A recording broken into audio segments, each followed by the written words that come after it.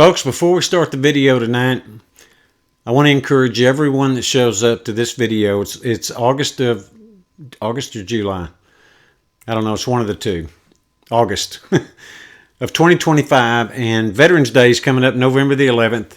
The video just before this video, I'm giving away, the channel's giving away, let me rephrase that, a 50s Gibson J-45 built in 2020. In that video, I said it was a 2013. I was thinking of my Gibson J-100. That guitar, that 50s J-45, was built in 2020. And I bought it out of a studio in Nashville, Tennessee. And it is a beautiful sounding guitar. And it's going to a veteran or a family member of a Gold Star veteran.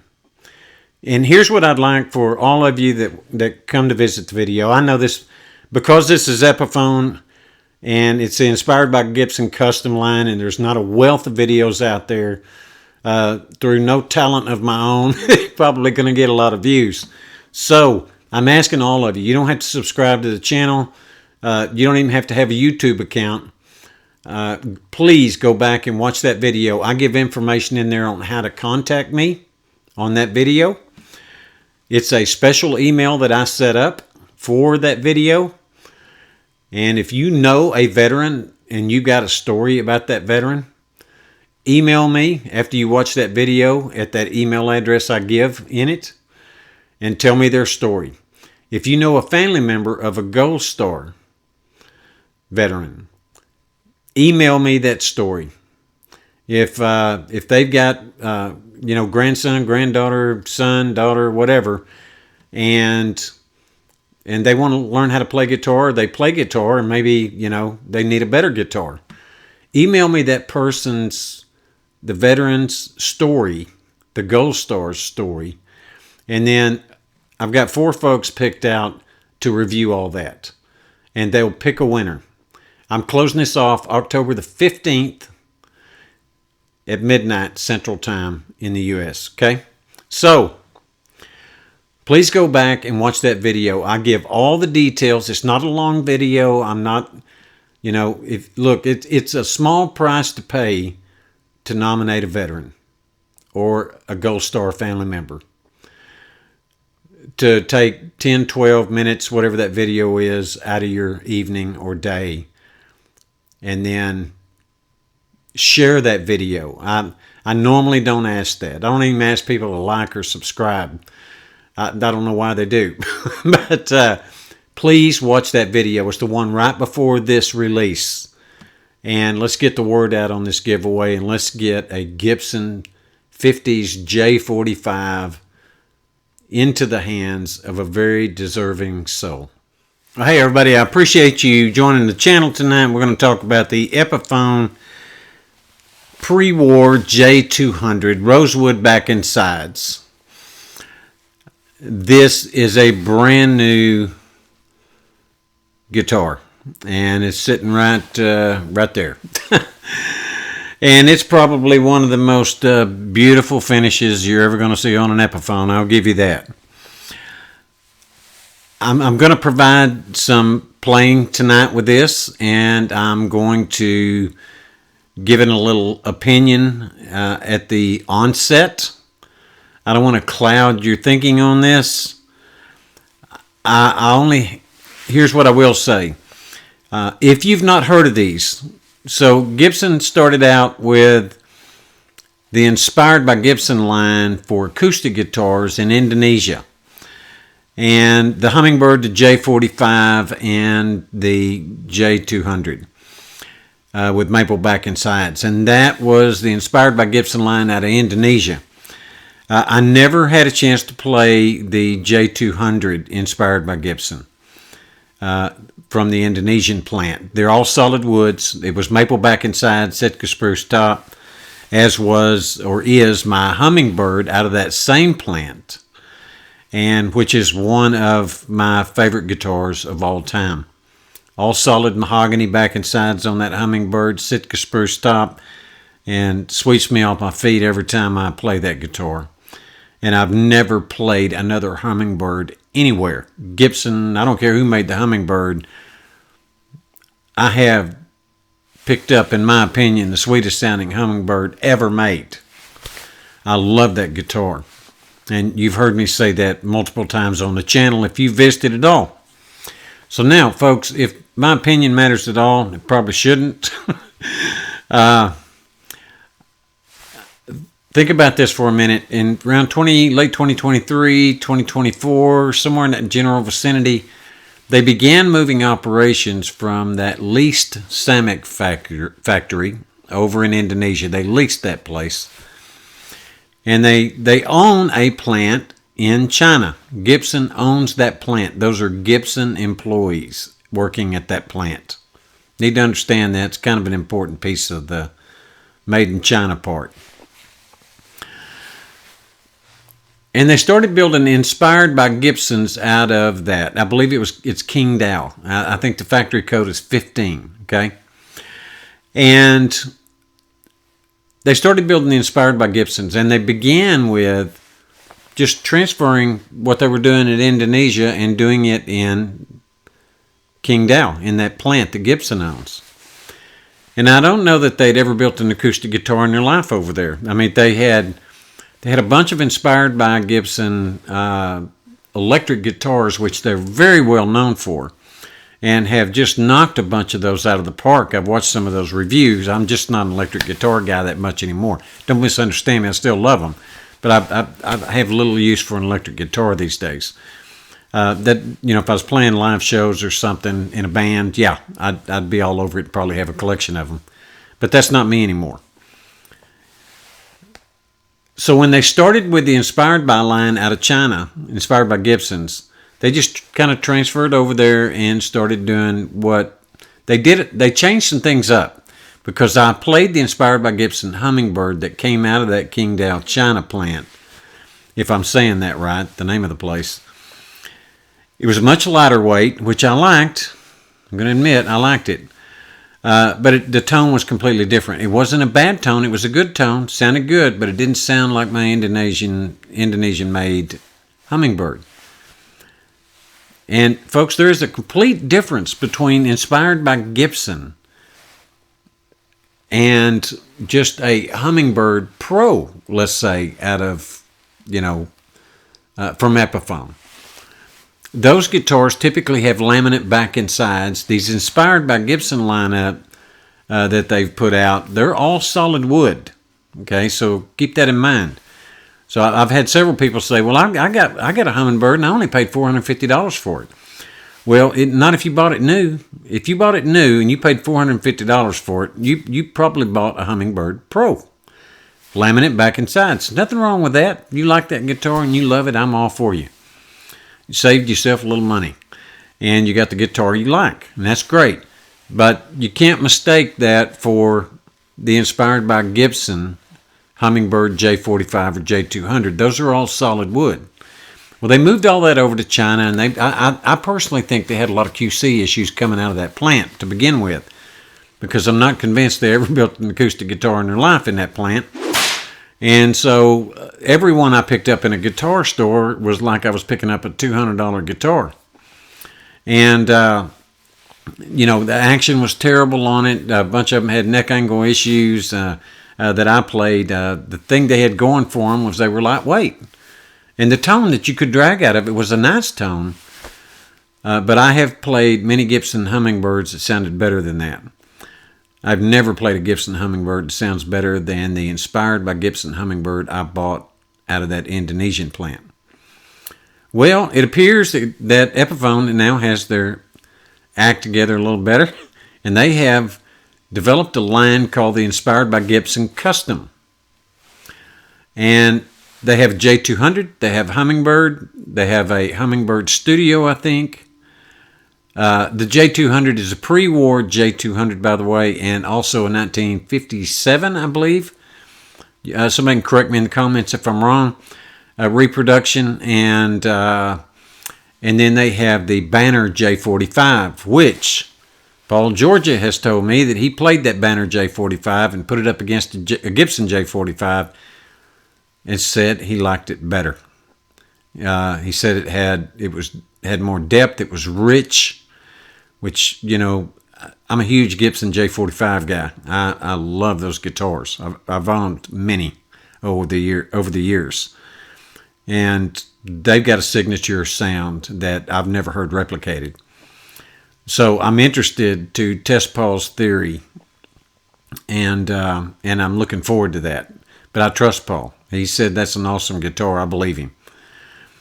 Now, here's some things you need to know. These all have thermally cured tops, best I recall. I know that the pre-war J-200 thermally cured Sitka spruce top, solid rosewood back and sides. Remember, in the late 30s, they built the first J-200s that came out. SJ-200s were built rosewood. They didn't make them out of maple back and sides back then. And then I think it's sometime around late 40s, 50s, somewhere in there, they went to maple.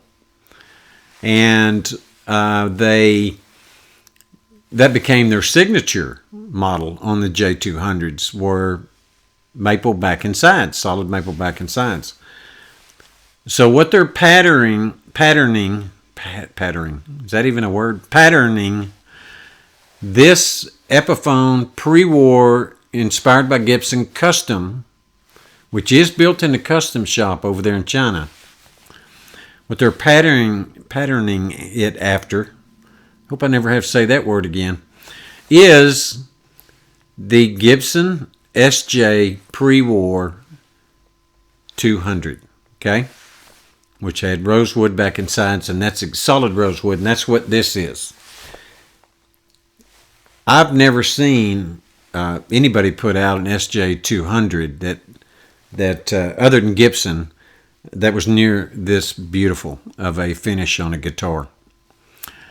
I'm going to put the specs up that I've got as I'm talking. You should have already seen them pop up right over here or over here, one of the two. I'll put them on one side or the other and let you read these specs on this guitar. It is a very quality build and plays like a dream. And from my perspective, it's okay as a strummer.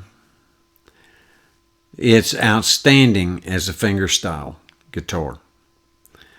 I think it's got a super sweet tone for fingerstyle. Now, I'm spoiled. I've already played a Gibson SJ Pre-War 200. It was like an $8,000 guitar, and that thing, I melted like ice cream in Augustin, Texas, when I played that thing in Birmingham, Alabama at Bailey Brothers. Had my buddy Mark Cheatham with me, and we were about to go to dinner, and we stopped by there, and I thought I was gonna die playing that thing. It was so amazing. I told Mark he's gonna have to drag me out of there. It was. I really wanted to write a check for it right then, but that's a lot of money for a guitar that I'd have a hard time justifying to myself. But, and I'm not saying it's not worth it, okay? Believe me, when I strummed that guitar, I thought I could buy this, sell every guitar I got, and I think I'm okay for the rest of my life. But this guitar doesn't touch that guitar by any stretch of the imagination. So don't get any preconceived notions that this one's going to sound like its Gibson counterpart as far as pre-war goes. It doesn't quite have the depth and that oomph. Is that a word? If I looked that up in the dictionary, would I get an answer to that? It doesn't have that oomph, so to speak, that you just hear out of a Gibson Pre-War SJ-200. Okay? Now, these were made in the late 30s. That's the reproduction process thought. And so you don't quite have that. I'm not saying it's not a good sounding guitar. I think it is. It's a good sounding guitar.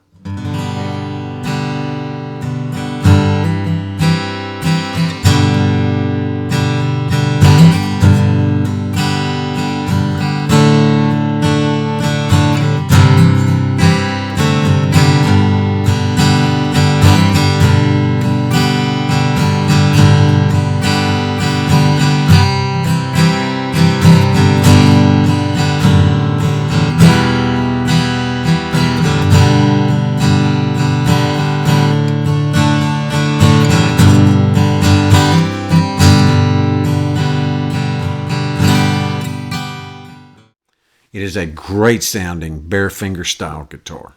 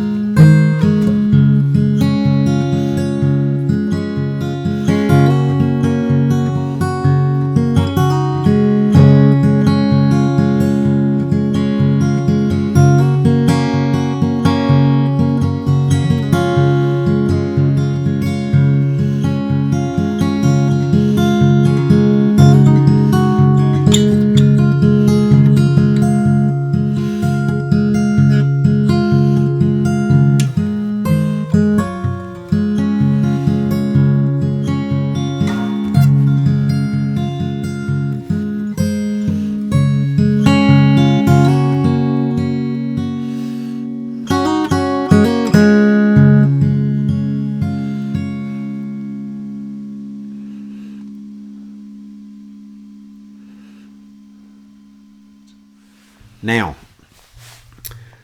I think it's absolutely drop dead gorgeous guitar. And when I open the case up, and I'll put pictures of that when I first got it and opened the case up, I took some photographs. And I'm going to float them around while I'm talking. Stunning, absolutely stunning. I don't think this one's the cream of the crop. Let me say that, okay? I've got a video coming on the one I think is the cream of the crop, from my perspective. And I think you hope, well, you may or may not agree with me. This is all about what people hear when they play, right? And it's preference. It's personal preference. But this Epiphone Pre-War SJ-200 doesn't mimic the Gibson one. You remember the Epiphone inspired by Gibson out of Indonesia, that J-45? It's a great sounding guitar. Didn't sound like a J-45 Gibson, okay? This is kind of like that. It sits in that spot. It's a good guitar. It sounds good strumming. It sounds 10 times more sweet when you fingerstyle it. And I think this may open up, and I'm going to do another video later. I'm going to change the strings on it. I'll do a shorter video, maybe 4 or 5 minutes after I put my Martin Retro 12s on there. Those are my nails. And I love those strings, and I want to see if that doesn't boom it up a little bit. It's got plenty of volume, don't misunderstand me, but I need to draw more bass out of this guitar with a pick that I'm not getting. I have expectations out of an SJ-200 that this one doesn't quite measure up to. But it's still a good guitar, if that makes sense. Now, would I buy it again? I probably would, just so I could review it on the channel. But other than that, no, I probably wouldn't have bought it. I've got some great fingerstyle guitars, folks. I didn't need another one. But I've got it now, and I'm gonna let it sit for about 6 months, and I'll come back after I change the strings, do another quick update. But here's what I will say: it does sound sweet when you fingerstyle it, and again, it doesn't sound horrible when you strum it. But you can't really dig into it because at that point it starts. Well, the sound you're expecting to hear is not the sound you're going to get. Some good light strumming on the guitar, Yeah, sounds pretty good. Fingerstyling it, sounds great. And if you like the way a guitar looks, you can be very happy with this one. All mother of pearl crown inlays. Everything on the guitar is mother of pearl for inlays that you see. The binding looks beautiful on it, front and back. The neck is bound, and so is the headstock, okay? They put a lot of time and effort and detail into this. But you heard it. You come to your own conclusion. Not my favorite. but it's a nice guitar. Okay, let's just go with that. It's a nice guitar. I don't think they hit their mark with this one. I don't. But the one I'm going to get to, they definitely hit their mark. They went over their mark. I played those Gibson counterparts of the one that I'm going to review next. And folks, matter of fact, I did it last week. Last week. I was back in Birmingham on business, and before dinner, stopped back by Bailey's, and I picked up several of these Gibson guitars of the one I'm going to do the review on next. And the Epiphone I have sounded better than any of those. It reminded me of like playing the Hummingbird up against the Gibson counterparts. I was very impressed with that one. I hope this video helps you. As always, if you have any questions, please don't hesitate to reach out. If you're hanging this far in the video, please don't forget to go back to the video right before this one for the Veterans Day 50s Gibson J-45 giveaway. Come on, folks, let's get this to a worthy recipient as a memory and a keepsake in that family that they'll treasure for generations. Much love your way. Thank you for joining the channel. As always, feel free to send me an email. I love doing these, and I love the engagement. You're all very, very much appreciated. Much love. God bless each and every one of you. We'll see you next time.